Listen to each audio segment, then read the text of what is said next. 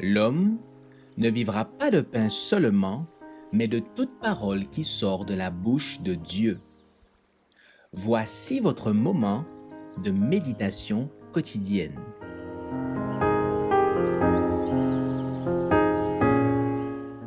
Vous recevrez une puissance.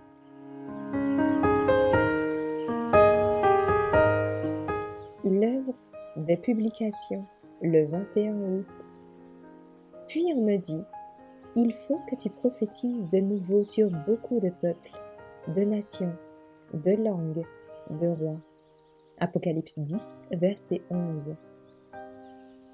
Nos maisons d'édition ont été établies dans un but précis, d'après les instructions de Dieu et sous sa direction spéciale. Le Seigneur a choisi les adventistes du 7e jour afin de former un peuple particulier, séparé du monde. Après les avoir retirés de la carrière de celui-ci par le pic de la vérité, il se les est attachés. Il a fait d'eux ses représentants et les a appelés à être ses ambassadeurs pendant la dernière phase de l'œuvre du salut. Ils ont été chargés de proclamer au monde la plus grande somme de vérité qui ait jamais été confiée aux mortels. Les avertissements les plus solennels et les plus terribles que Dieu ait envoyés à l'humanité. Pour accomplir cette œuvre, nos maisons d'édition comptent parmi les moyens les plus efficaces.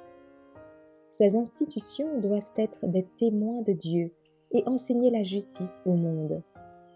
Il faut que la vérité brille en elles comme un flambeau, tels des phares sur une côte dangereuse, qu'elles envoient constamment dans les ténèbres du monde des rayons lumineux pour avertir celui des dangers qui menacent de l'anéantir. Les ouvrages qui sortent de nos maisons d'édition doivent préparer un peuple à aller à la rencontre de son Dieu. Ces maisons accompliront, dans le monde entier, la même œuvre que celle de Jean-Baptiste en faveur de la nation juive. Par de saisissants messages d'avertissement, le prophète de Dieu arrachait les hommes à leurs rêves mondains. Par lui, le Seigneur appelait à la repentance l'Israël apostat. En présentant la vérité, il démasquait les erreurs populaires, et en contraste avec les fausses théories de son temps, celle-ci ressortait de ses enseignements comme une éternelle certitude. Repentez-vous, car le royaume des cieux est proche. Matthieu 3, verset 2. Tel était son message. Le même message doit être proclamé au monde aujourd'hui par les imprimés qui sortent de nos maisons d'édition.